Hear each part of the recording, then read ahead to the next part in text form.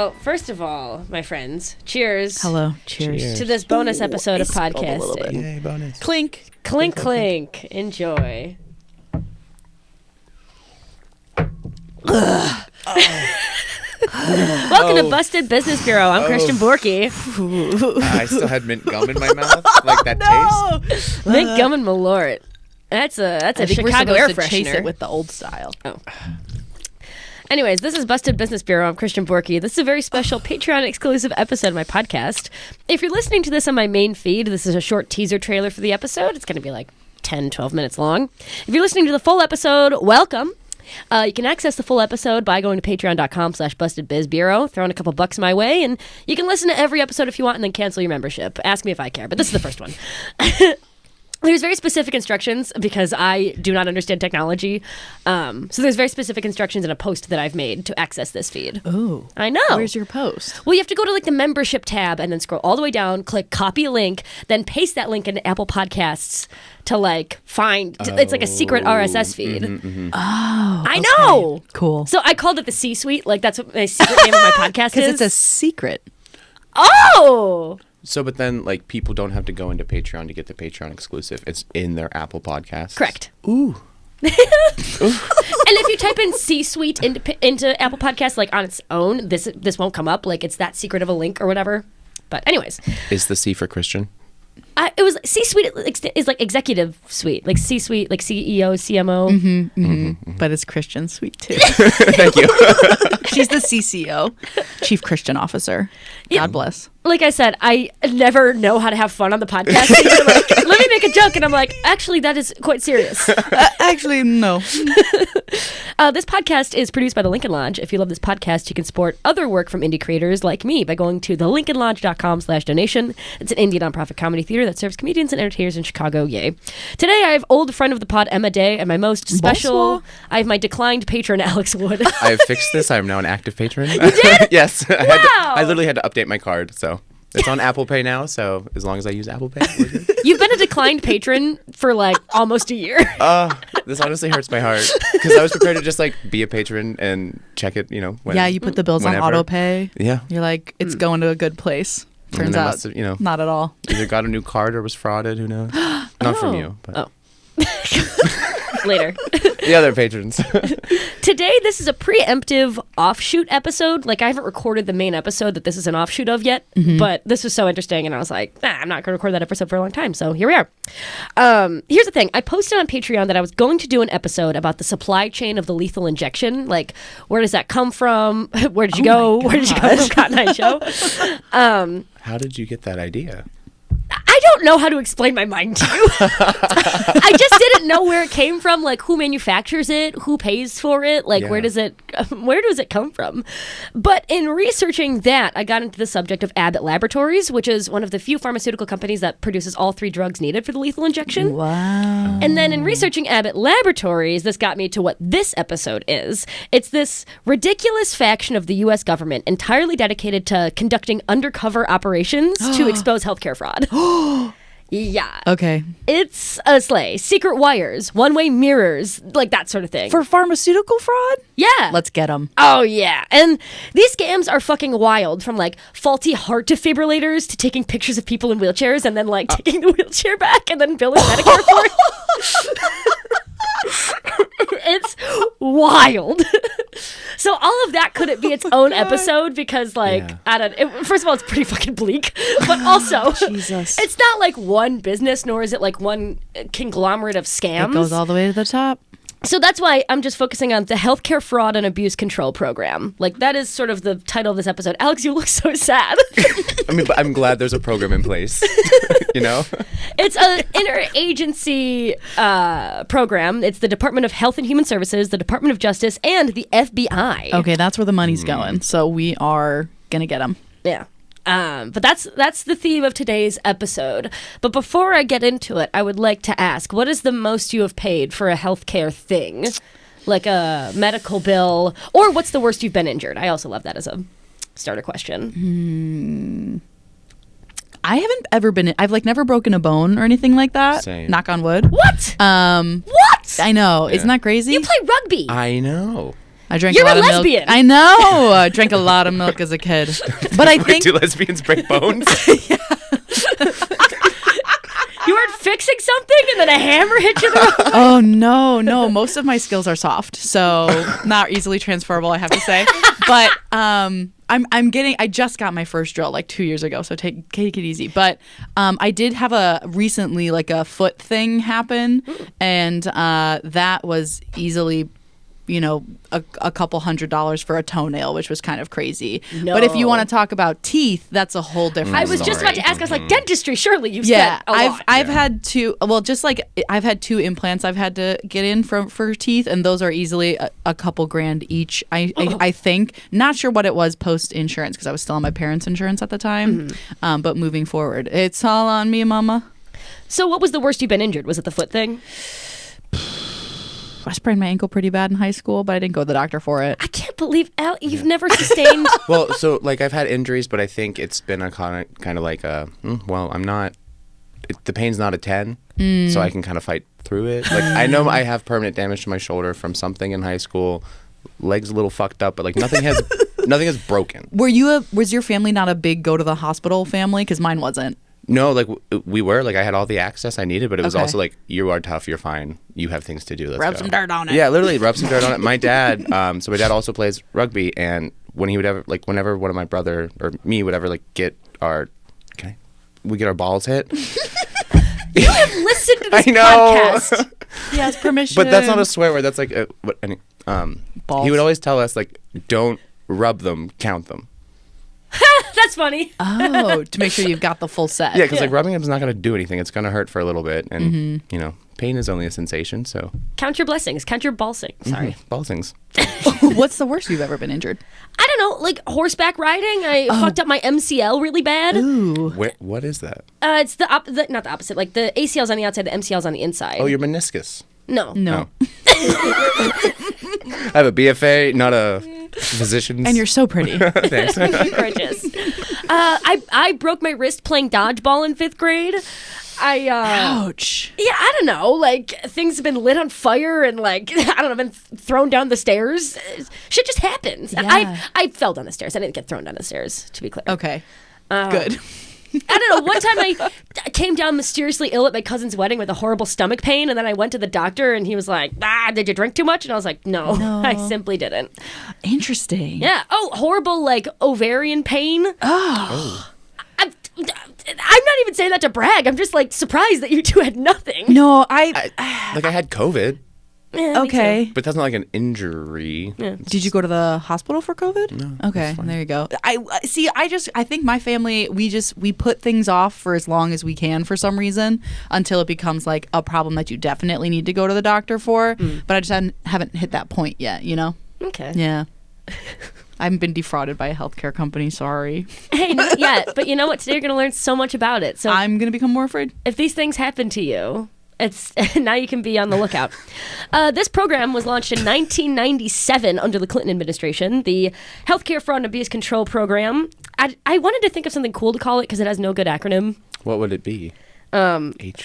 HFAP. Oh, HFAG. FAP. Sorry, I'm trying to look at your notes. The program is limited in scope in a fundamental way. My understanding is that the folks who work on this are only able to investigate scams that defraud the government. So not like people that have private or like employer insurance or Okay. whatever. So about 66% of people with insurance in this country have private health care, but there's still, solid 33% of people with insurance that this program would cover in finding all the scams and fraud and stuff. Does this make sense? So Yeah. it's only if you're on government health care that this agency is going to... Like investigate. Okay. Oh. That they have the power to investigate because they work for the government, and sort of the point of the program is to recoup funds that have been misappropriated that are like Got you. government funds. Okay. Like we pay taxes so we can support people who are on Medicare, and if people who are on Medicare are being frauded, then like our taxes have gone to waste. And so this is a program specifically designed to recoup that tax money. Okay. Okay. But Yep. if you're just a regular if you're just a Too citizen who bad. doesn't use Medicaid, they're not helping you. Right. Okay. Also, Medicare, I can't believe I never knew this. Medicare, old people, Medicaid, poor people. Got it. I always wondered. Oh. I just never Googled it. I also never Googled it. I've always wondered. I just thought it was the same. So No, two different things. I mean, like, You're similar. Just a little flair. this is why I listen. Medicares. We met a scare because we Medicare. Oh. Some of these crimes are solvable without a lengthy FBI sting. The program employs a similar tactics as like credit card companies when it comes to fraud. So when, let's say, a nursing home is billing Medicare for like a bunch of equipment or whatever, it has to be processed through a payment system. And much like credit card companies, if there's like suddenly like $100,000 for like wheelchairs for this nursing home of 10 people, it'll get flagged as fraud pretty easily. It's kind of cut and dry. Like they can investigate it pretty quickly and find out if it was like either a billing error or like an actual case of fraud. However, and that's like in theory. And I say in theory because in practice, people have gotten away with stuff that's like almost as wild as that. But sometimes these crimes are so like convoluted and sticky, I guess, that it requires like a lengthy like police investigation. That's really fun to think about. And so I'm excited to tell you about it. Sticky is, I feel like, a good word to describe that. Yeah. Especially for medical equipment. Because I bet it gets sticky. When the FBI gets involved, though, it raises the stakes to a hilarious level. As much as I don't like propaganda or whatever, it's a damn shame that there's no TV shows about the FBI agents that like have to do this sort of work. Like the best we got is the movie The Informant. Have you guys ever heard of it? Matt Damon. No. Oh, I've heard of Matt Damon. Oh, yes. Was that the question? From We Bought a Zoo? And the film was about this one guy who worked at, I think it was like ADM or something, and they were fixing the price of lysine, which is like an acid that goes into food or something. Delish. I know. One of my favorite food acids. And the only reason this was ever made a movie is because like he was an FBI informant. Like he worked with a company. The FBI hired him to like, you know, wear a wire, and then he started also stealing money from the company. It's like, it's too easy. Right. So they made a movie about it. I'm sad that there's not other movies. Anyways, so this is my contribution to the culture of, I guess, propaganda. That is FBI operatives winning at times hundreds of millions of dollars back for Medicare for large companies. That's this episode. Many times they bust single healthcare fraudsters, but, you know, the first story we're going to talk about is a pretty big fish. Multi-million-dollar telehealth scam networks or, like, stuff like that. The episode, like I said, Abbott Laboratories, that I'm going to make like a full episode on. This program was started in 1997. They've had yearly reports every year up to 2021. Okay. Abbott Laboratories is caught for like hundreds of millions of dollars 7 times. I went, and that's not even like a fact that people are reporting on. Like I went through every single report and like click Control F, typed in Abbott, and then like just found No it way. every single year, like 7 times. Since 1997. It's nuts. Are they the one that got flagged the most, do you think? Or I have no idea because I didn't look up other companies, but like Pfizer's in there. Like I'm sure Johnson & Johnson's in there somewhere. Eli Lilly, maybe? Perhaps. So Abbott is on the same level as like a Pfizer. Yes. Okay. Yeah. Oh, it was the baby food people. Baby food shortage. You remember that? Like last year, right? I don't have a baby. Sorry. But I don't remember it. Oh, okay. I mean, it's not relevant. Fair point. I mean, you know what? Yeah. Fuck them kids. Fuck them kids. Any questions before we start? I'm going to talk about a specific operation, but any questions before we go? Let's Do we see. understand the stakes? I think the stakes are high. I do think it's funny that the government is only worried about getting the government's money back, which is kind of hilarious. Yeah, it is pretty silly. But like we like this is good. They're doing ideally something that is good. I think we kind of Okay. stand, yeah. Yeah. Well, I definitely have like a mixed feelings analysis at the end, but I would say generally yes, this is Okay. good. It's not like the money goes back to us. No, it's it- just the government gets to reuse it for other stuff. So, Right. but I mean, I guess that's I mean, not the thing that they're terrible. using it on though is healthcare, which Yeah. I do believe in public healthcare. So. Yeah. Yeah. All right. It doesn't equal to free health. Well, yes, it does actually. If they're using Free healthcare for Yeah, 33% of the country that's, you know, old enough or poor enough. Hey, 33 better than 32. So Yeah, period. Let's ride. All right. Operation Headwaters. That's the first one we're going to talk about. Picture this. It's 2003. Okay? George Bush. Gorillas. Prank comedy. gorillas. What? Gorillas Wait, are the running- band or the animal? I mean the band. I mean Gorillas the animal around, but I meant the band. What were they doing at this time? I don't think know. Were they singing that's maybe the year that Bend It Like Beckham came out, if I'm not Ooh. mistaken, or 1999. But who can say? I think that was a Shrek year too. Oh. 1 or 2. Maybe 2. I think that's too early for Shrek 2. No, because I think Shrek 1 came out in 2001. Really? I'm not Googling this. I don't care. Can I? Go ahead. Is that rude? I didn't mean to bring Shrek into this podcast. No, it's okay. It seems like It actually comes up later in the pod. Oh, perfect. I get comments all the time, specifically from movie nerds who are like, how did you not know this? Or like, I can't believe you spread misinformation on the podcast. Okay, Shrek 1, 2001, Shrek 2, 2004, Shrek the Third, 2007. We don't have to go any further So I was than close that. without going over. Actually, If yeah. this was what? If we were betting, you would have been Price is closest. Right? Yeah. Yeah. All right, 2003. Almost Shrek 2 time. There's probably advertisements for Yeah, Shrek 2. right. Circa B Shrek 2. Yeah. We're in the quiet town of Abbott Park, Illinois, unrelated to Abbott Laboratories. This is just Abbott Park, Illinois.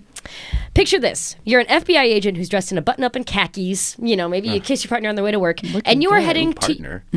You're heading to your fake job at Southern Medical Distributors. This is an entirely fake company made by the FBI in order to suss out healthcare scams. Do I know it's fake? Yes. Okay. You are fully aware that it is fake. And I'm just your wife. Have a good day, babe. Partner. Oh, sorry. Sorry. Oh my gosh. Sorry. Yeah, partner.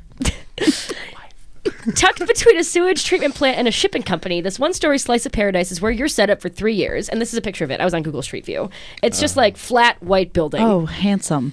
And there's like a bar right down the street, like a little tavern. Well, you gotta have something to do after There's work. a Jack in the Box that's nearby. What are you gonna They eat? couldn't even put like a bush by the door. I'm saying. They put a flagpole in, okay? There is parking for days. You can park anywhere you want here.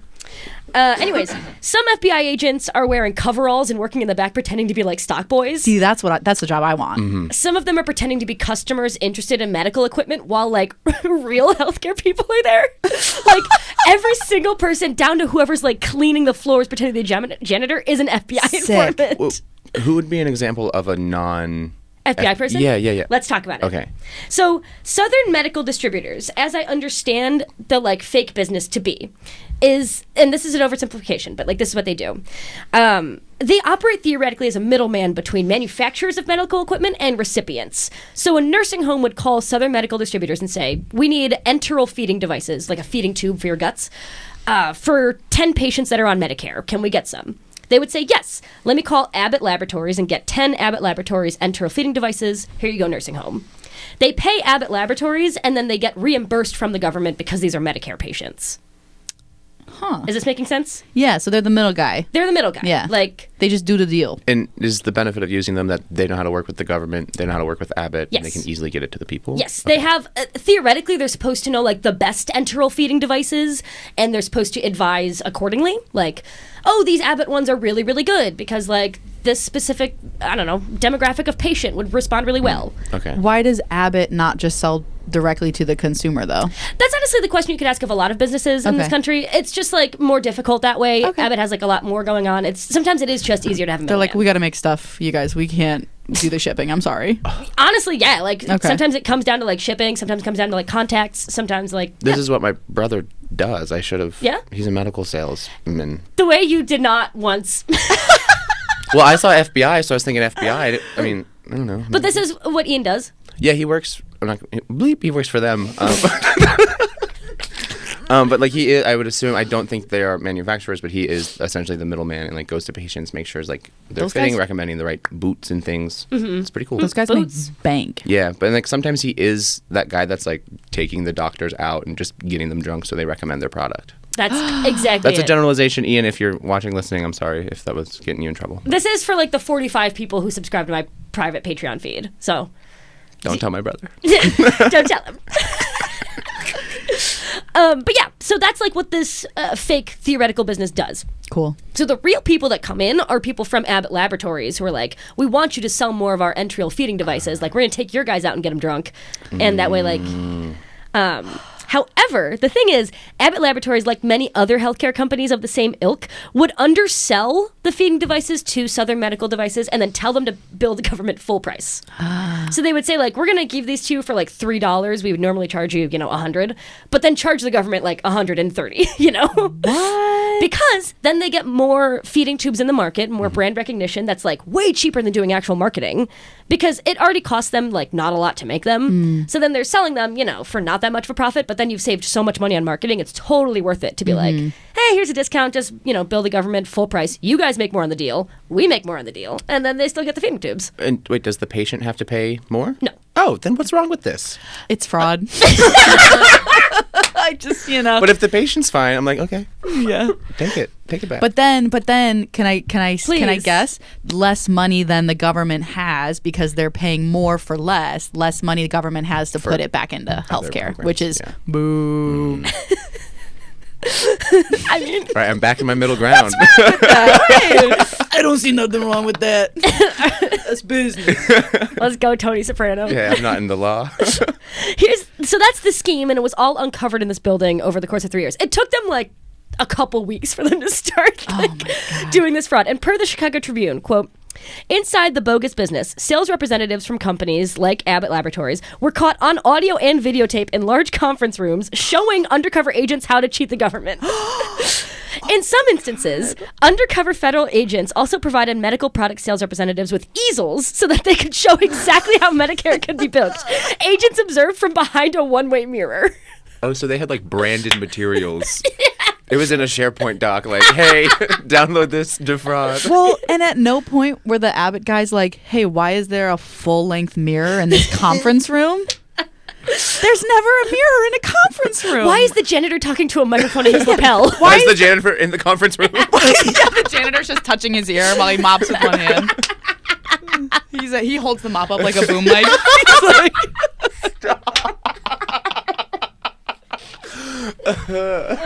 just getting the dust up here with the mop handle. Everyone's Italian, sorry.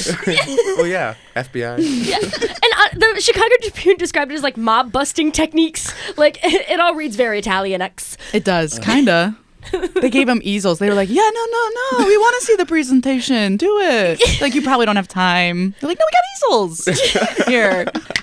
They have markers. Yeah, you want a dry erase board? We got one. So I think that's fucking nuts. Intrigue, betrayal, 3 years of like, yeah, honestly, 3 years, and maybe someone had nothing to do with it, like just stocking stuff. Yeah. Like someone walks out and they actually have the experience to go join a medical company. Yeah. The guy in the back room's like, what's the goss? Tell me. Did they confess yet? No? All right, keep me updated. I'm really feeling these stethoscopes, man. Fuck the FBI. Changing my career. So the Tribune, in this coverage of Operation Headwaters, mentions a different 1998 investigation of a similar scope against Blue Cross Blue Shield. Operation Headwaters was pretty unique in its, like mob-busting techniques, and the Tribune wanted to get a quote from someone behind the scenes about why the DOJ would, conduct an investigation like this. You know what I mean? Following so far? Yes. So they want this quote. They go to former U.S. Attorney Charles Grace, who's running the Illinois prosecutor's office at the time. Illinois, represent. And here's what he had to say about it. Quote, we had an extremely successful prosecution against Blue Cross Blue Shield, and the federal investigative agencies knew that we were able to go whole hog. That's whole hog isn't an official document? That's what he told the Tribune. He said, we're going whole hog. Yeah, we went full hog on that one. Oh, I love this man. Sorry, whole hog. Do you have a picture? That's so... Hang on. Any man who says whole hog, I need to see. We went whole hog on Blue Cross Blue Shield. I mean, we fully... I need you two to discuss while I look up a picture of U.S. Attorney Charles Grace. Okay, how much money is whole hog money? $600 million. Oh! That's a whole hog. That's a couple whole hogs, I swear. Shee. And that was just on Abbott Laboratories, which is what I understand Operation Headwaters to be, but that was not what they recouped the entire year. Oh my God. I love a government. See, this makes me, what department was he from? Is he FBI or is he Department of Homeland, whatever the I don't think he was and Services? Charles Grace was not, to my understanding, a federal department person. He was a state attorney. Okay, cool. But I still love a state's attorney just using whole hog. Like, it's a very down-to-earth description. And you know exactly what he means, too. Yeah. We went whole hog. You're like, I bet you did. I'm all for not using legal jargon. And if I met a lawyer that's using things like whole hog, I would trust them immediately. I'd be like, you are my Aaron yeah. Brockovich. You are my how to get away with murder. He doesn't have... Annalise Keating. You are my Annalise Keating. He doesn't have a lot of photographs of himself online. You are my Atticus Finch. Let me try one more time. You're the guy from West Wing. What's his name? The actor's name isn't coming either. I know who he is. I want to say Paul Rudd, but it's not Paul Rudd. From West Wing? Mm-hmm. Not Charlie Sheen. Michael Sheen. No. His dad. No, not the president. Oh. The guy from West Wing? Yeah, there's like several whatever. There's no photograph of this man available online. Oh, I do know who you're because he talking knows about, the FBI, so he wiped the internet. Yeah. All right. Tim FBI. Whole hog they did. Oh, you know what? I'm glad you asked that question. How much did they recoup? Because I literally put that next in the script. So Wait, I'm sorry. That was that was Blue Cross Blue Shield 600, or that was Abbott. Okay. So that was one case against Abbott, or that was in their entirety? One case against Abbott in just the year 2004. Oh, I'm going to throw up. And did they? Is that all the money they lost, or did they still lose? Like the government's, like we got all the money back. You said recoup. That's what that. Yeah, that's all they were able to recoup from their investigation time, like the 3 years leading up to 2004. Okay. Lost to time. So I'm going to tell you about another operation from the same year. Lost to time are the hokey, slightly offensive operation titles that the FBI was using to classify these operations. Because this next one's about wheelchairs, and it's called Operation Rollover. No. Wait, why aren't they doing that anymore? Why did they stop naming? I don't know. I kept hitting Control F and I was trying to type in operation. I couldn't find any after 2004. It's so sad. The woke has gone too far. I know. Bring them back. They just stopped like listing it in the document. I'm sure they probably still have them, but they just don't tell us anymore. Fucking liberals. Democrats. All right. Operation Rollover. You remember the fraud detection thing I said earlier, comparing the DOJ, Health and Human Services, to like credit card companies? Mm-hmm. Well, picture this. Between July of 2003 and August of 2004, as like a conservative time frame, you're sitting at your little desk tracking these payments. You're looking in Houston, Texas general area, and you notice that a durable medical equipment company begins charging Medicare for power wheelchairs. You're like, all right. Now imagine they start charging for more than one power wheelchair for some patients. Like they need a fucking summer wheelchair. Oh. Well, the one with the snow tires, obviously. Of course. Now, I could see it. well, now let's do some math then. 1% of national Medicare recipients live in Houston. You're like, okay. But they're taking up 14% of power wheelchair spending. The math. That's not the same number. No. That's not the same number that you The said. math is not mathing. There is not a demographically meaningful proportion of wheelchair users living in Houston. Well, then where are those wheelchairs going? There are no wheelchairs. According to the indictments, this is a quote from Home Care Mag that was covering the incident. Quote, according to the indictments, older individuals were often approached by recruiters who offered them free scooters in exchange for their Medicare information. When that was received, they used it to file fraudulent claims. Some beneficiaries actually received scooters, but then the suppliers billed Medicare for more expensive power wheelchairs. How are they going to pass that one off? Other beneficiaries received written notification from Medicare that they received a power wheelchair when in fact they never received or even asked for one. That's fucked up. That's what'll happen. Quote, typically, Medicare was billed from $8,000 to $10,000 for motorized wheelchairs. Like Jesus. Each. For each claim they submitted, the wheelchair suppliers would receive $5,000 from Medicare. So that's like a pretty, it's a gorgeous penny to be receiving for this fraud. This one does not get as much coverage as Operation Headwaters, so I was unable to find like the exact, like FBI agent sitting at a desk like typing this in or whatever, so I made that story up myself. It was very visual. I liked it. Mm-hmm. Thank you. I'm kind of going for more, narrative storytelling on the pod. Like I could have closed my eyes. And I was there. I did. This is a different wheelchair thing that they found out in the same year, but this is not from Operation Rollover, but I'm going to tell you this little story anyway. 7 individuals in Miami, Florida were sentenced for their participation in a multi-million-dollar conspiracy to defraud Medicare and launder the proceeds of the fraud. The scheme resulted in approximately $5 million in false claims to Medicare for power wheelchairs. Kickbacks were paid to patients to induce them to act as fictitious power wheelchair recipients. In some cases, the conspirators staged deliveries of the wheelchairs to the patients, photographed the patient in the new wheelchair, and then took it away. How did they get the... What was that conversation? Okay, when you said that at the beginning of the episode, I thought you meant they said, hey, person who needs a wheelchair, here's your wheelchair, psych! But really, it's actors. Yeah. They're acting. They're putting this on their IMDb. Bamboozlers, ne'er-do-wells, as you will. Wait, I'm sorry if you said it. How much should one of these wheelchairs cost? Well, So it seems like these actually do cost between $8,000 and $10,000. That's like what Medicare pays for them. The supplier, though, gets $5,000 of that for like acquiring the wheelchair from the manufacturer or whatever, and they're like expensive, you know. So like it is an expensive operation. It's not like they were overbilling for it. It's they were saying like, this person has a wheelchair and like you need to reimburse us for it, when in reality they did not have a wheelchair. You said the manufacturer gets $5,000 or the middleman gets $5,000? Middleman. Why does the middleman get $5,000? They're not even making anything. They're essentially picking up. They're movers. They're picking up. They're dropping off. Hey. Well, but movers like are- they know how they know how to deal with the government. They know what products to recommend. Blah, blah, blah, blah, blah, blah, blah, whatever. Don't come for my brother's job. I will. Call him up. What happened if you just called? Call So- his ass up. This whole page, which is asininely printed double-sided, but like the wrong way. Oh no. So this is all stuff from that same year of 2004. Would you like to read some of these with me? What a brutal year. Oh, the thing is, 2004 is not even a brutal year. Oh, God. It's just the year I picked. Oh god. Because 2004, great year for me. Shrek 2 came out. That's a callback, everybody. So now we're after Shrek 2. We're in the post Shrek 2 era. Puss in Boots has entered the cultural zeitgeist. Or at least mine, sorry. And before I was sort of putting effort to like build the story, but these I just copied and pasted straight from the report. And so this is how the DOJ/FBI/HHS like report these findings. Oh, hell yeah.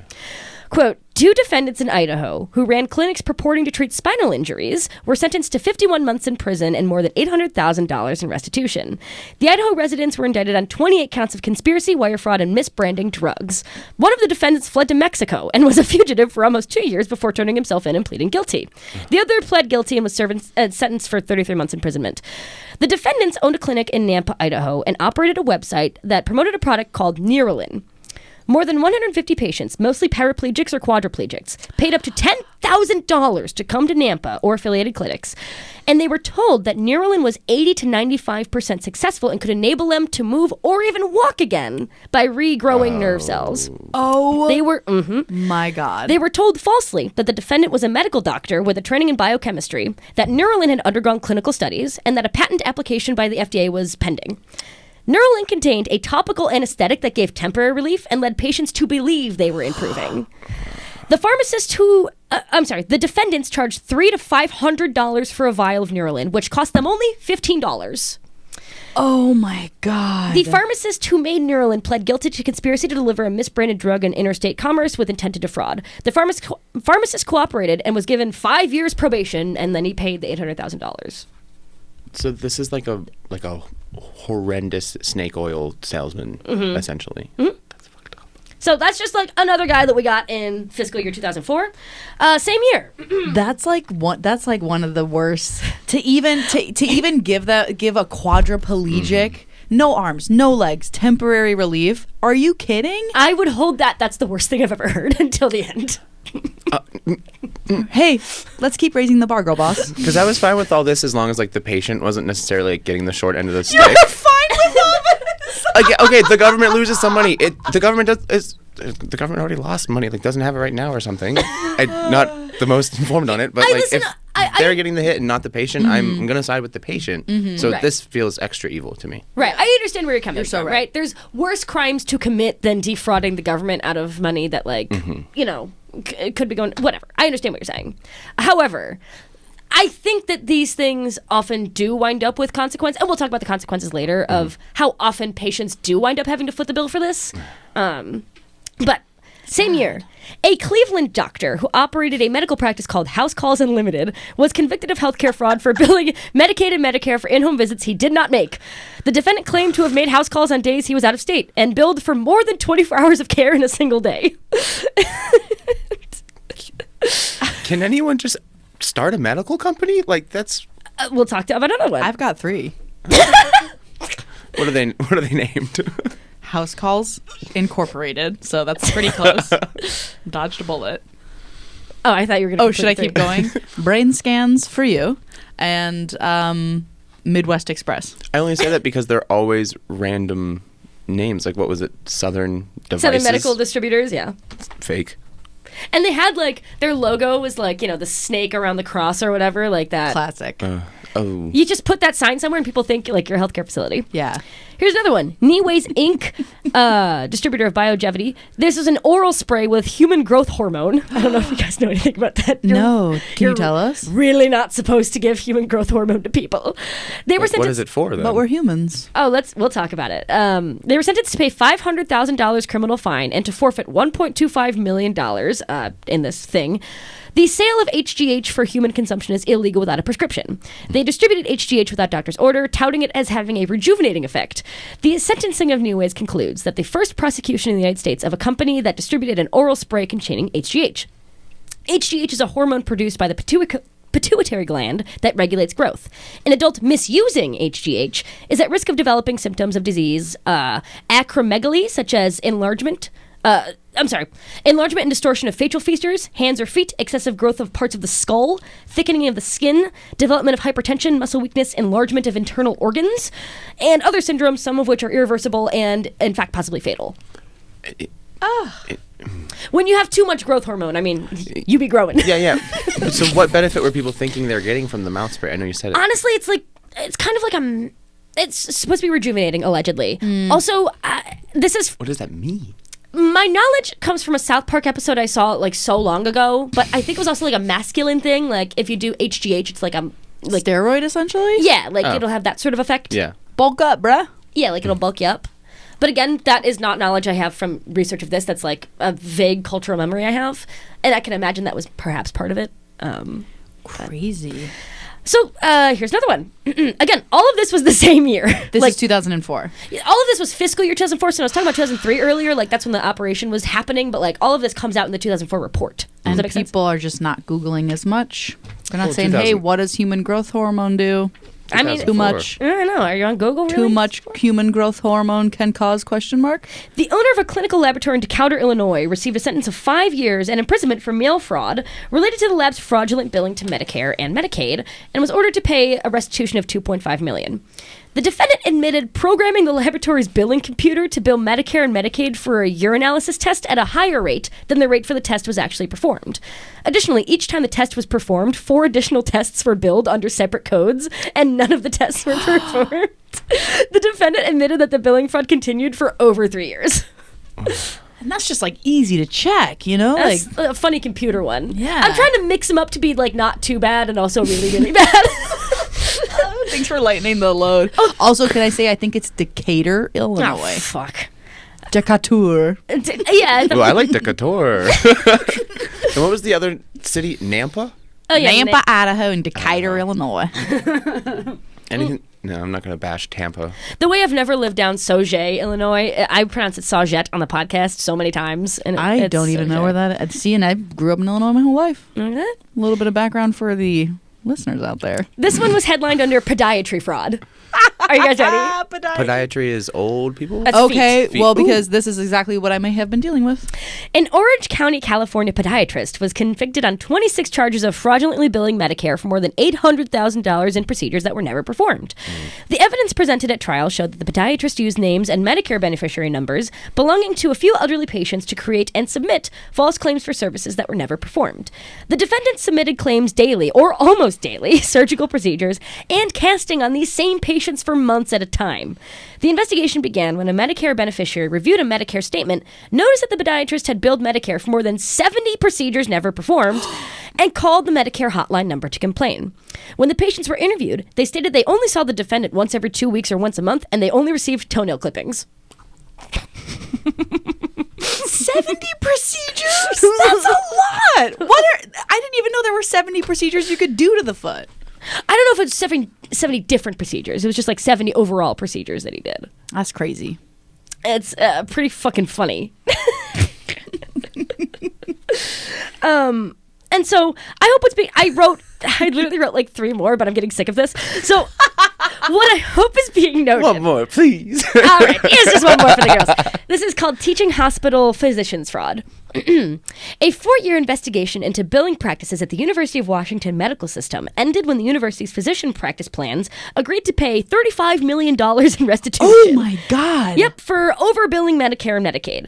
The FCA settlement is the largest ever paid by a practice group related to a teaching hospital for failing to comply with billing regulations.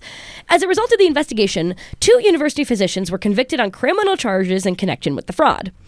In addition, a university-affiliated nephrologist pled guilty to healthcare billing fraud and admitted to engaging in fraudulent conduct spanning 11 years, during which the defendant wrote notes in patients' dialysis records indicating he was present when he never was. Oh my God. Did you call him a nephrologist? Someone who is nefarious? Medically nefarious, I guess you could say. I don't know what that. It's kind of either blood or scientist is. kidneys. I can't remember which one. Okay. I would imagine, based on the fact that it's a dialysis, he's probably a kidney guy, nephrologist. Kidneys. Yeah. Again, I'm getting sick of this, but I hope what's emerging is the picture that, like, every single one of these multi-million-dollar scams happens in 2004 alone. This is the kind of stuff that makes you never want to go to the hospital again, and I'm aware that I'm doing the same thing that, like, news anchors do when they're talking about Chicago, right? Where they're like, if you walk out the door, you will be shot in the chest and, like, robbed. You know what I mean? Like, we're going to cover every single crime and make you afraid of going outside. So, like, that's not the intention here. It's more or less to say, like, you know, actually, I'm going to come to that point later. Okay. Let me return to it. In that vein, I don't mean to fearmonger about U.S. healthcare. Plenty of people do healthcare without doing crime, right? Like, I've been to the hospital many times, and I don't think it was a crime. I don't know. But to illustrate this point that I'm getting at, to better word it, because I had it messily worded in my head, we're going to jump ahead to 2019. Actually, Good year. Great year. This is going to be a very long... Oh, that was a good year. You're so right. It was a great year, Right? 2019. I remember it well. This is going to be a very long road to get to the point that I'm making, and it involves, like, probably the worst story I've ever told on this podcast. Okay, I'm buckled. All right, buckling in, 2019. Yeah. Worst story how? Like, most Like bodily disgusting. horror? Yeah. That is such a Busted Business Bureau bucket. I'd be doing body horror on this podcast. And the thing is, you know, to lighten the mood before we jump into this, is like, I have never wanted to, like, force a bonus episode because people have been asking for a long time, and, like, I've really wanted to do it, but I've just never thought of an idea. And this was actually all, you know, pretty interesting to me, obviously, and so I wrote it down into a bonus episode. It's just always that body horror is interesting to me. Well, it's kind of the best example of everything going wrong all at once, body horror. You know, it's like kind of the worst things that can happen to you, and then incorporating fraud into that too is Fraud kind and of- greed. Like, Yeah. people inflict the worst kind of human horrors on each other just to, like, And it doesn't teach us a have lesson. another car. Yeah. Yeah. Take a trip to the Maldives. Honestly, I'd commit body horror to go to Maldives.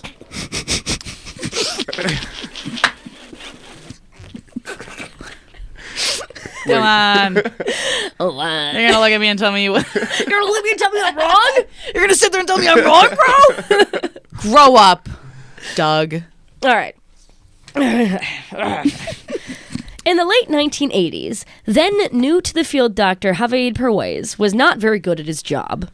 He was practicing in Virginia. And you know what? Being a doctor, that's hard. That's tough. Lots of people aren't good at their job. He was so bad, though, that he was disciplined by the Virginia Board of Medicine for bad note-taking. Why? He had performed 11 medically unnecessary hysterectomies. Period. He kept his medical license. 11? 11. He kept his medical Oh, license? it's going to get so much worse. 11 what was the word? Medically Unnecessary? unnecessary hysterectomies. That is fully taking out, like, Yeah. uterus fallopian tubes. The whole- Sterilizing a woman. Right, that does in fact have a sterilizing effect. He almost lost his license in the 90s for felony tax fraud. He did not. This is a villain. This is a real life villain. He's They're Mothering. like, that's your second strike. Be careful. That did not end his medical career. He remained an OBGYN for 30 years. He was arrested in 2019 for some of the most gruesome and unnecessary surgeries that I've ever read for this disgusting fucking podcast. Katie Mettler covered the story several times for the Washington Post, so I'll quote her at length. Quote, when one woman consulted with a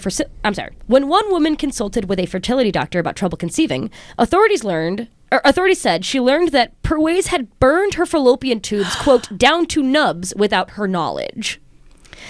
In at least 8 malpractice claims, Perwaze had been sued and accused of falsifying patient records to justify medical procedures, using unnecessarily invasive techniques and performing as many as 30 procedures in a day. It doesn't specify what procedures, but he would literally just run around the hospital, performing different procedures. What the fuck? He would perform more than one surgery at the same time, including laparoscopies, which involved inserting a fiber optic instrument through the abdominal wall to see organs, dilation and cutterage, which involves opening the cervix and inserting a thin instrument into the uterus to remove tissue, and lysis of adhesions, which is a surgery to remove tissue, which was often just scar tissue from the surgeries he had just done before. I would commit body horror to him to go to the Maldives. This is a bad man. One of the procedures. Yeah, this dude is a. What's that serial killer who was the doctor who would do all the fucked up shit to people and kill them, and they made a show about him? That is. But this was a real life guy, Dr. Death. Dr. Dexter was not a real man. Dexter's a fake serial killer man. Not to This me. sounds like that though. Like this guy sounds like an actual real psycho. One of the procedures he would do a lot is a hysteroscopy, which is as far as I know, looking inside a uterus or whatever, but it was also a procedure of some kind. Quote, charging documents allege that his volume of in-office hysteroscopies far outpaced that of his colleagues. In the fiscal year 2016, he performed 86 of them, and in 2017, he performed 87. The next leading provider performed 6 in the same time frame. He's like, we gotta get in there. We gotta see what's going on. We gotta get in there. There were even more just Guillotine. gruesome and awful ones. I just kept those because Wait, so is he actually doing these, or is he just reporting these? he's doing them. Oh, fuck. Because he then most of these are Medicaid, so that's the poor one. He's taking these poor women and billing the government for all of these medically unnecessary surgeries so that he can just he's spent the money on cars, he's spent the money on a nice house. He's like, I don't want to commit fraud, so I'm gonna do it. I'm gonna do the procedure. Honest to God, that is exactly what he does. What's his name again? Dr. Havid Perwaze. You are a fuck. You are a fuck face. Yeah, he was sentenced to 59 years in prison when he was in his 70s. Ugh. So that was where Rotten it's been. hell, bitch. Yeah, I mean, that was 2021, so that's where we're at now. So that is story number 1 that happened in 2019. Jesus. Which is, I learned from past mistakes, and I'm not ending on that. So this Sorry, I don't mean to cut you I off. actually have a thoughts and opinions section, so go for it. Okay, great. And here they come. Do you wonder how many more women he did that to who weren't on Medicare or Medicaid and are just never going to ever see any sort of Restitution. yeah. One of the people that Metler interviewed said that he had also performed hysterectomies on her sisters and her mother. This spans generations because again he was in the practice for 30 years. So the amount of people that either weren't on Medicaid or Medicare or whatever, Yeah. or just were but will never either are already dead or will just never Jesus. see any sort of justice for this because he wasn't found out until someone tipped off the FBI. They did not proactively start searching into him. Somebody was at his billing office or whatever was I don't think this is right. I'm gonna just inform authorities on this. Jesus Christ. So it makes you think how many people are doing this that don't get tipped off to the FBI or whatever. Which just makes it always get a second opinion if you have the ability. if you can. For that. Yeah. Because Good God. also part of what people like him do is write into your medical records for insurers, and if he's doing it fraudulently, which I guess he's not because he's committing to the bit. Yeah. But if you fraudulently report that somebody has What a use of commit to the pit. I know. If you say fraudulently that somebody has endometriosis, right, a chronic illness, but they don't actually have it, right? That means that their insurance is going to be more difficult to acquire because they have a pre-existing condition. That is also what healthcare fraud. So you can say this patient has endometriosis, we need to do the surgery, and let's say you're a doctor who never does, you're committing fraud. Even though you're bilking the government for money, you're also ruining that patient's life because you're putting something, you're telling the government they have a disease they don't have, and that makes it harder for them to get money in the future. So in that way, circling back to your train of thought earlier, that is sort of the crime that is being committed here. What a fuckface. Right? God. Yeah. I've never been a violent person, but put me in a room with him. I have words and That should action. be what we do, honestly, instead of jail. They should put someone in a room with Alex Wood and his rugby guys. Yeah. We just want a dog. They're also Italian. Well, one of them is. Oh, what a dick. I don't think we'd be friends in real life. I'll say it. I don't think I'd like him. but I hope he got like beat up in jail and stuff. So Probably. I mean, maybe. Who can say? He's also just like a fine-looking old man. Like, he just looks like an old man. So, I don't know. Unless he's telling people, like, what he's in jail for. I don't know. Anyways, the next one, I'm not going to spend as much time on the scheme, but this is one about knee braces, and it's called Operation Brace Yourself. yes. You gotta hand it to the FBI. They're witty, I'll tell you. And this is 2019. So Oh, you know what? good Look at that. year. Good year. Good title, good year. So, according to allegations in court documents, some of the defendants obtained patients for this scheme by using an international call center that advertised Medicare beneficiaries and upsold the beneficiaries to get them to accept numerous free or low cost, like knee braces and shit, regardless of medical necessity, as we've been talking about this whole time. This international Sorry. call center. So the company is saying, like, you have Medicaid, you have these things available to you, why don't you partake in it? Or It would start with a commercial. Like, Okay. this scheme was like 6 different parts involving like an international network of people, so it's impossible to explain in like 30 seconds. But it started with a commercial being like, do you have Medicare? Does your knee hurt? Go to this doctor and get a knee brace. okay. I feel like I've seen things Free or similar low to this. cost to you. Yeah. Like, there are commercials that exist that perhaps legally advertise this. This was not one of them. And so they would then pay kickbacks and bribes to telemedicine companies to obtain orders for these Medicare beneficiaries, whatever. That's sort of the whole scheme. That's way oversimplified. But what I want to talk about Operation Brace Yourself is the justice.gov press release for it. So once this is discovered, and again, this is like a hundreds of millions of dollar scheme on just like knee braces and shit. U.S. Attorney Sherry Linden. Oh, I'm sorry, it's Sherry. I wrote Sherry and then I wrote Sherry. And it's definitely Sherry. It's not Sherry. Wait, you just said Sherry 5 times. No, What? Sherry is what I was saying the first time. Sherry. Charlene. Sherry Leiden has a quote from this article. Quote, "The same spoon that serves indictments on drug dealers, felons, and possession of firearms and corrupt officials will also feed these companies and individuals who engage in Medicare fraud. White-collar crime is not victimless. All taxpayers endure the rising cost of healthcare premiums and out-of-pocket costs as a result of fraud on the Medicare system." Which is also what I wanted to say earlier, is like, everyone does pay for this. And her quote, "white-collar crime is not victimless," is what really like stuck with me there. They should call her Sherry Truthden. She's telling the truth. Sorry. But you're laughing. And it is, part of me is like, okay, girl, like, slay. That is a great quote, and it does like, it does clarify for me the good about what they're doing, but also I return to the pretty cynical thought of how little they are doing in the grand scheme of things. Yeah. Like, every year they recoup more than $1 billion, and they have since 1997. I think recently it's been like $5 billion. But healthcare is a trillions-dollar industry. Yeah. Like roughly 800 billion of that is through Medicare. And again, this is like so rough. Like, that's, you know, that numbers are all fake, whatever.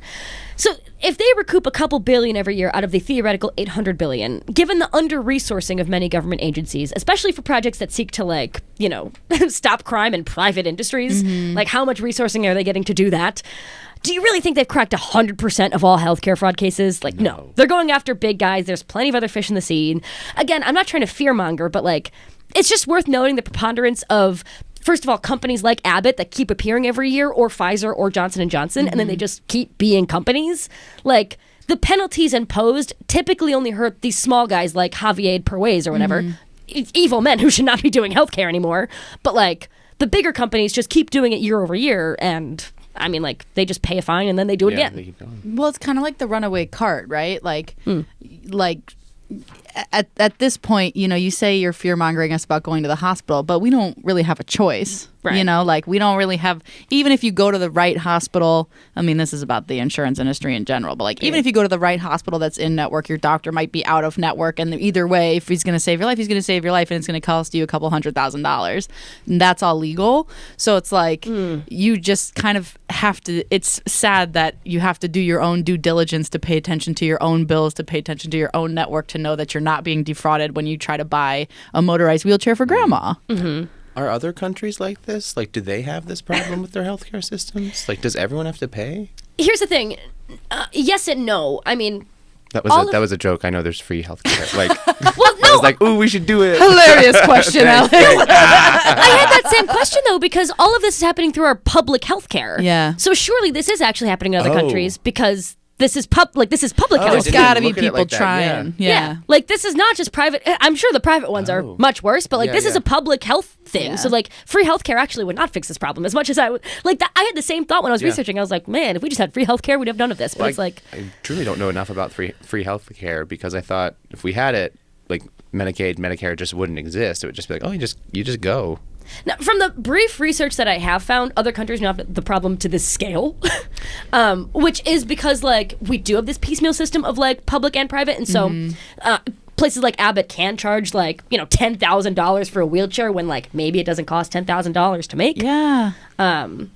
So like that part is kind of where us having that private healthcare does fuck everything up. But also this is all through the government healthcare, so like the problem would still probably exist. I bet similar agencies exist as well to catch this issue. It's just they're also looking out. If you're in a public healthcare system, they're probably just looking out for everybody instead of the 33% that use the public health services, which probably means they get more money, which probably means they can put more money back into the system, which and then just helps a healthy cycle, which we don't have. Bummer. Also, I would say Just don't get sick. never break a bone. Just don't fall off your horse and Yeah. you'll be fine. Yeah. drink V8 juice. Yeah, have a vitamin D every day, a biotin I didn't even get the injury by falling off the horse. It's because I squeezed the horse too hard. with your Where? legs. Oh. And you tore your MCL by like, Yeah, because it was the shortest horse at the competition, and I was like a really tall girl. Mommy, I was riding the shortest horse at the and I'm a tall competition. That's how I girl. tore my MCL. I promise. But you'd have real good healthcare if you talk like that. Wait, is that what you thought Christian sounded like as a kid? Mommy. Isn't that what everyone sounds like in Ohio? Mommy, they made me ride the smallest horse. Shut up. Sorry. But too bad, because if you talk like that, you got private insurance, and then you're not getting your money back if you get Right. defrauded. Crazy. Ugh. And you know what? I told this story because I only just remembered this a few days ago. But you know how like when you're a kid, you love attention, and like I don't know if this is the same with you Hell too. yeah. But like a kid walks in with an injury and everyone's paying attention to them, or Yeah, like 100%. John Mulaney said in a special, like when your grandparent dies and like everyone's paying attention to you. Anyways, I elected to have a cane. It was a medically unnecessary cane. Medically elected. That's like when you see those kids wearing boots with those scooters. But it was like a staff. It was just like a staff. That was in my house. Was it wooden? Yes. You're clomping through the halls, just like boom. Did your parents have to like write a note for the school to be like, Christian's allowed to bring this? I don't know. And I was too old to need that attention. I was in like 7th grade. She didn't even need it either. Well, She because just when, wanted one. when you were telling us that you broke your wrist, Yeah, the wrist was 5th grade. I could so see you being like the girl with the cast. Like people are signing it. You maybe left it on for a week too long. Actually, like, I was like kind of normal in 5th grade, and so I wasn't like that attention-y about it. I don't know what changed by 7th grade. middle school. Yeah, it was middle school. I was at a new school too, and like I was not cool, but I was very popular. Like I was so I'm sorry, funny. girl with I relate to staff that. cane I relate to doesn't- that. Yeah. Yeah, like I was so funny, and people were just like enchanted by the energy. But enchanted by the energy. It doesn't first mean of I all, was cool. sweet. Well, because she had a wizard staff. yeah, She Yeah. it was literally what You shall not pass. And they're like, you're hilarious. She's doing bits. But how's your leg? No, but are you okay? actually in a lot of pain. I think the worst injury I ever got in elementary school was when I gave myself 2 black eyes on accident. Oh, you did tell me And but I was living for the attention though. Never went to the doctors, but like people would stare as they walked by in the hallway. You and- looked pathetic. Oh, I looked horrendous. But I would act like I was like, yeah, whatever, it's my birthday. Wait, you had 2 black eyes? Oh yeah. Oh. Yeah, The yeah. hottest people. Like, I had 2 black eyes at one point. The best nudes I've ever taken. Like, you feel so Wow. like... Well, I was in the 3rd grade, so I wasn't taking nudes, I Alex. missed that part. Wasn't taking nudes, Alex. Ah. Wasn't. Just kidding, I was. No, I wasn't. I'm just Okay, kidding. but you were mothering with your 2 black eyes. Like, when did you get them? Last summer. Oh, Rugby. yum. Oh, bummer. Did you Yeah. get bopped? Send the nudes. Bopped in the I'll send nosy? you- I'll send you a Yeah, picture. send the Yeah, yeah, nudes. Kissy sissies chat. Oh shit! Sarah told me to mention the Kissy Sissies chat. We haven't done it until now. Oh, hi, Sarah. Kissy sissies chat. Kissy Sissies chat. Yeah. Hello. We're in a very, very active group chat. Us and Allie and Sarah, friends of pod. And, yeah, Friends of pod, friends of the table. yeah, friends of the table. Yeah. Anyways, that's the episode. Do you guys have things you want to say before we get the fuck out of here? Well, universal healthcare as always would be great. Love to try it. Would be so cool. Yeah, the thing, I'm sorry, I said, what are your thoughts? And then I had more thoughts. It just goes to show that, like, the punitive system that we do have, just, like, is this working? Like, you have to ask yourself, is, cops investigating stuff and then putting people in jail, is that actually working? Because it keeps happening again and again. Yeah. What is the actual preventative thing? Because clearly nobody's being deterred because they're recouping more and more money every year in these scams. Well, and the big players are not even getting anybody's arrested. Like, nobody's getting arrested Right. from Pfizer or Abbott. They're just going, stop that. Give us 60, 100 million, bazillion dollars and it'll be Right. fine. And they're like, we got it. So cool. Yeah. And then nothing changes. So it's kind of a serve for Abbott. I don't know how to fix this. Like, I'm trying to think of something like, shit. Something insightful. We are podcasters in our 20s. There's nothing insightful necessarily to say. I think just starting the conversation with, like, is this working? No. Is there something else we can do? Like, Well, and we didn't even get into like pharma scamming, like Right. drugs and shit, and Purdue Pharma, boo. Listen to the Risperdal episode. That's like the most fucked up one. Oh my God. I was at a party and two dudes there who are like, two dudes in like their, late 30s, early 40s.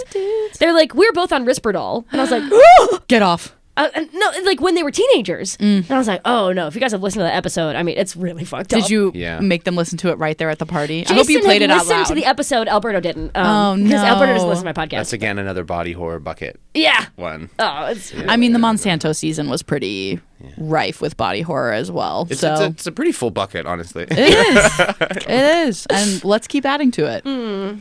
I think my takeaway for this is I have a couple just blood work bills just that I have to pay, but like now I want to actually look at them and be like, what am I being charged for? Like, yeah. Yeah. Well, I'll say I also, when I had that toenail procedure done and I got charged like $700 for it, I tried to go to their website and ask question, like they had like a ask question, like a question box, and I tried to ask some questions about the bill, and I was like, hey, like I see this and I don't understand what it's for, and I got charged like $100 for the follow-up, which was like a 10-minute appointment, and they just sent me my bill again. And at that point, I'm uneducated enough about it that I was just like, fuck it, like I'll just take care of it, Well, but that's probably why so many of these things I'm so sorry fly. to interrupt you. No, please. Lulu shared on her Instagram story this like review of this restaurant, and it was like, I asked the sommelier about the wine, and he said it's flirtatious and fruity, and I asked him to elaborate, and he said it's flirtatious and fruity louder, as if I didn't hear him the first time. He says flirtatious and fruity, but just like flirtatious and fruity. He's Yeah. like, flirtatious and fruity. And then we're like, what does that mean? It's flirtatious and fruity. Oh, sorry. Flirtatious and fruity. Don't know if you heard me. Anywho. Did she get it? I mean, I don't know. It was just that chunk of the But interview. if that happened to me with a sommelier, I would just go, okay, cool. But that's literally what happened to you with your healthcare. Yeah, bill. I just went, okay, sounds good. Thank you so much. Thank you so much. Okay, cool. I was confused. Thanks. Cool. And I just paid it because I was like, I've had one bill that I had go to a debt collector, and that was like the scariest experience. Oh my God, me life. too. And then I tried to pay it, and it wasn't on their website, or like I couldn't access it. So Hilarious. I don't know if it's still. I got like a letter about it, and I was like, this is for sure a scam. Was it from Harris and Harris? I don't remember who the debt collector was actually. It was a ComEd bill though. Ah, damn it. Paying for electricity. Mine was a medical bill. I didn't want to pay for pooping in a bag. Nor should you. They got me, gal. It's your God-given American right to poop in a bag. You should not have to pay for They that. charged me $400 for pooping in a bag, and I just didn't pay the it. bag is really And then the high bill quality. kept getting lower and lower, and I was like, this is working. Yeah, the longer you hold out, the closer to zero it And will then be. it was only $35 by the time it got to Harris and Harris, and then I tried paying it like over the phone because I was like, yeah, I'll pay $35. And then they were like, this bill doesn't exist. So I was like, I guess the problem solved itself. If I have the time, I will stay on the phone with the customer service agent.